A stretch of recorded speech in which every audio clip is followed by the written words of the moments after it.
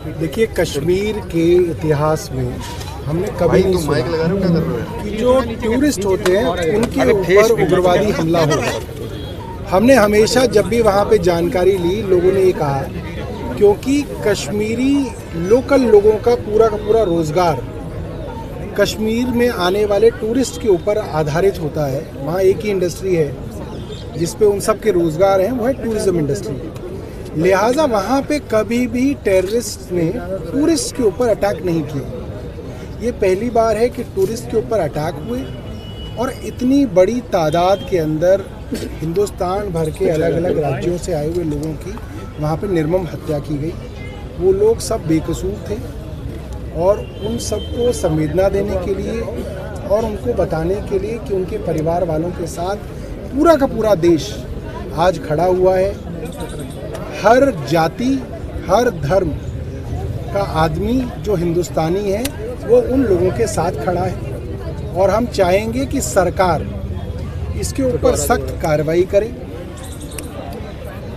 कश्मीर के अंदर जो लॉ एंड ऑर्डर है वो केंद्र के पास है क्योंकि वहाँ पे यूनियन टेरिटरी है। भारत की इंटरनल सिक्योरिटी भी केंद्र सरकार के पास है और मैं देख रहा हूँ 2014 से आज 2025 हो गया, कोई एक साल ऐसा नहीं गया 14 हो, 15 हो, 19 हो, 20 हो, 21 हो, 22 हो, 23 हो, 24 हो, 25 हो, जिसमें कोई बड़ा उग्रवादी हमला ना हुआ हो।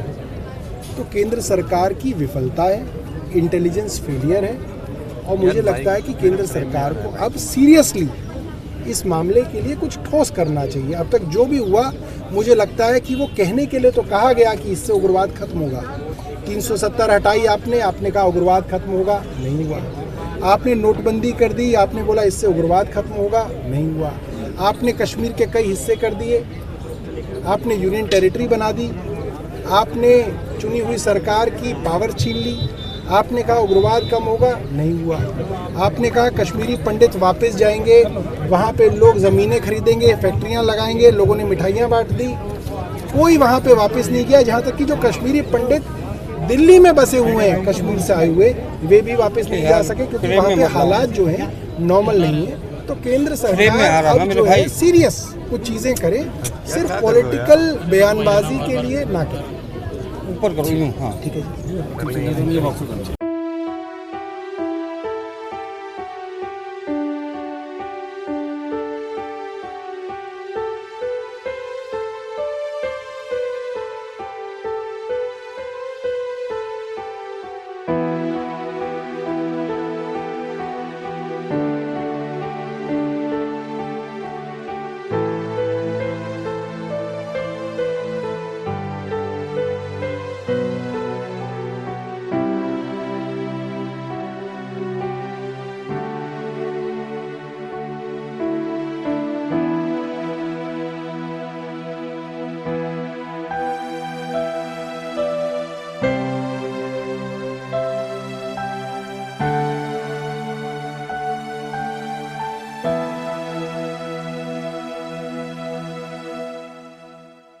देखिए, ये बहुत ही दुर्भाग्यपूर्ण है।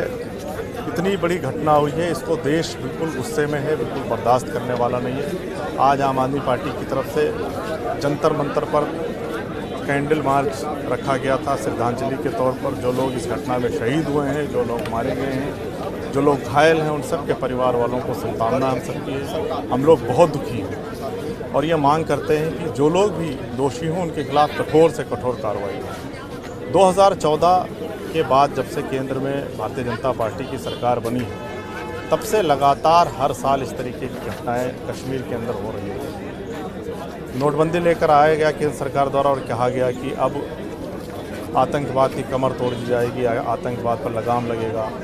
बाद में 370 हटाया गया कहते हुए कि आतंकवाद को ख़त्म किया जाएगा। केंद्र शासित प्रदेश बनाया गया, कई टुकड़े किए जम्मू कश्मीर के।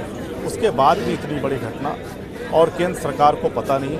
ये पूरी तरीके से सुरक्षा में चूक है और हम ये मांग करते हैं कि अब देश को पूर्णकालिक यानी पूर्ण रूप से जो 24 घंटे काम कर सके देश के लिए, वैसा गृहमंत्री चाहिए। हमारे गृहमंत्री अधिकतर समय राजनीतिक रैलियों में व्यस्त रहते हैं, उसका भी शायद नतीजा हो सकता है क्योंकि अब देश को ऐसा गृह मंत्री चाहिए जो पूरी तरीके से देश के जो इंटरनल सिक्योरिटी उस पर नज़र रख सके और इस तरीके से जो भी घटनाएं घट रही हैं वो दोबारा घटित ना हो।